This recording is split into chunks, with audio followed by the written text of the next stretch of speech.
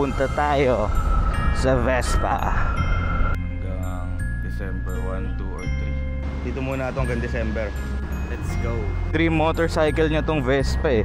Advance happy birthday namin sa inyo.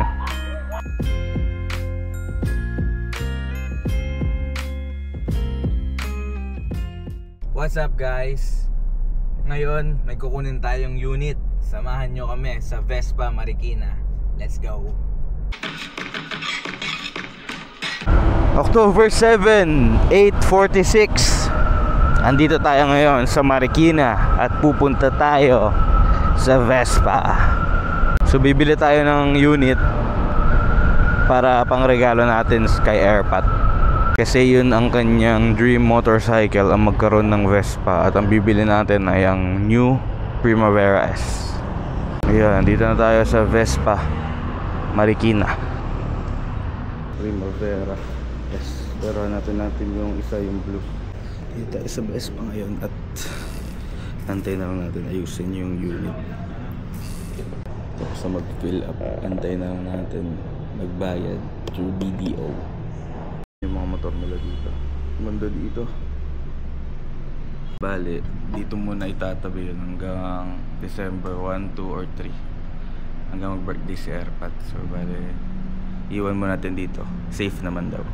Ito yung maging unit, no? Opo. Sheesh. Malinis. Dito muna ito hanggang December. Okay guys, dito na tayo sa Vespa Marikina. Let's go. Pasok na tayo sa loob. Hintay mo, meron yan.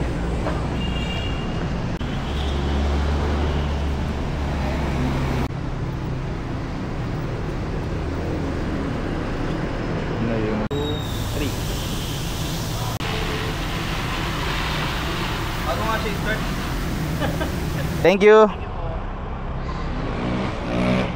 Guys, ito na yung Vespa natin. Guys, dala na natin yung Vespa Primavera S. Sheesh. Ang smooth niya dalhin, pero ang taas. Ayan oh. Grabe ang comfy niya upuan.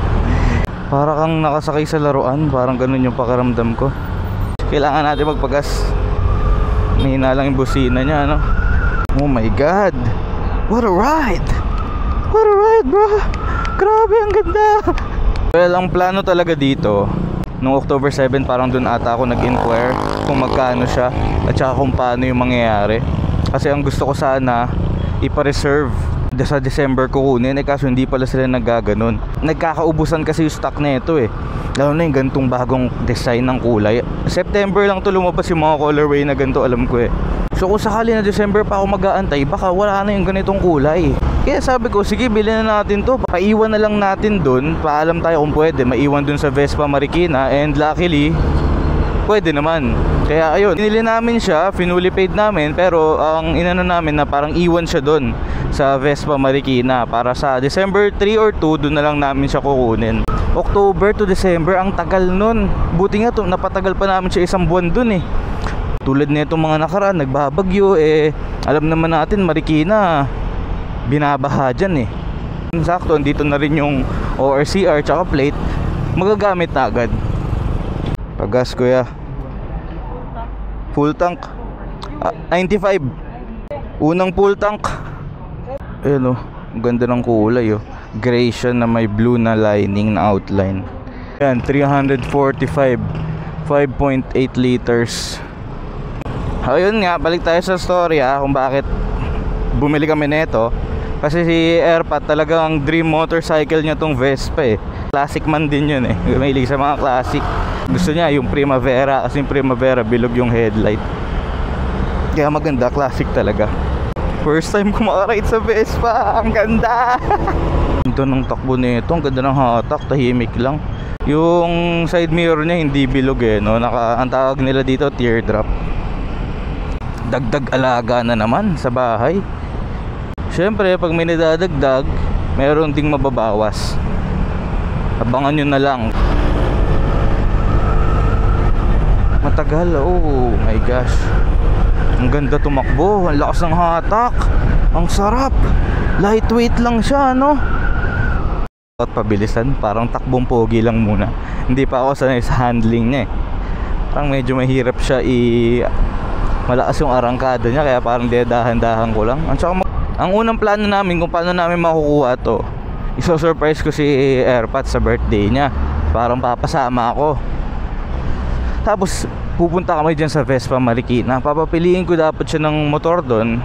Ang downside lang nun kaya hindi namin tinuloy, kasi baka mamaya sobrang excited siya. Sobrang excited niya, hindi niya mauwi tong unit. Kaya minabuti na lang namin na ako na lang yung kumuha. Since ako lang rin naman yung nagmamotor sa amin, iuwi ko na lang. Tas at least sa bahay makapag-relax siya, makakahingay nga siya doon. Kahit ma-excite siya doon ng wagas, okay lang. Kasi nasa bahay lang rin naman siya. Na siya guys, wala pa sa bahay ito, nakatago pa lang sa hideout. Tingnan nyo naman yung colorway, oh. Primavera. Ito ng mugs, blue. Ito yung harap niya. Sheesh, grabe. Yun yung panel niya. Side mirror. Nice. Grip. Ganda rin, blue na blue. The seat, so blue. Okay, this is it. Ba't kaya ako kinakabahan? Iba yung kabog ng dibdib ko. Tingnan lang natin ang reaksyon ni Airpat. Nakaka-excite na, nakakakaba. Let's go.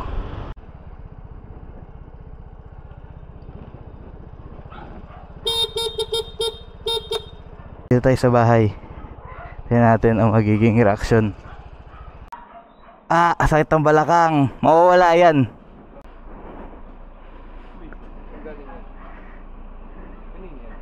Advance happy birthday namin sa inyo.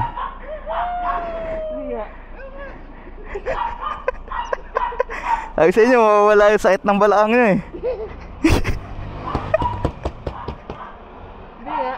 Oo nga. Dapat nung October pa yan eh. Ha? Sa Marikina kasi yan eh.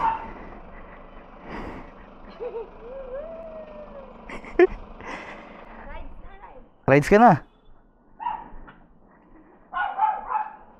Dapat sa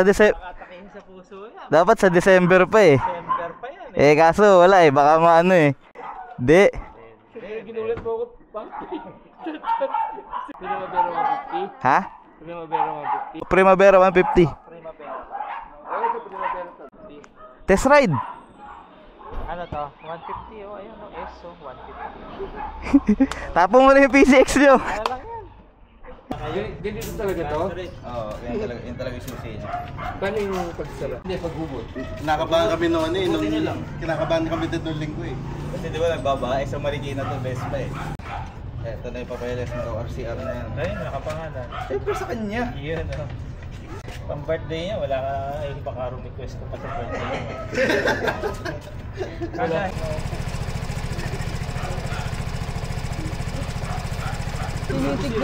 Test ride.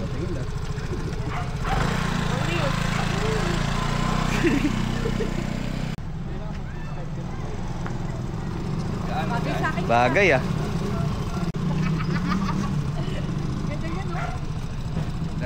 Pambili lang ng Ihasag mga suka dyan. What's up guys? So naging successful naman yung pag-surprise natin kay Airpat. Nagustuhan niya naman yung advanced birthday gift natin sa kanya. Sa totoo lang napamasok niya na nga. Kasi kumpleto na rin sa papel tsaka may plaka na. So maraming salamat sa panonood. Huwag niyo kakalimutan mag-subscribe at share niyo rin sa mga tropa at friends niyo na mahilig magmotor. So next time re-review natin yun. Pero papaalam muna tayo sa kanya kasi sa kanya yun eh. Hanggang sa muli, MotoGT out.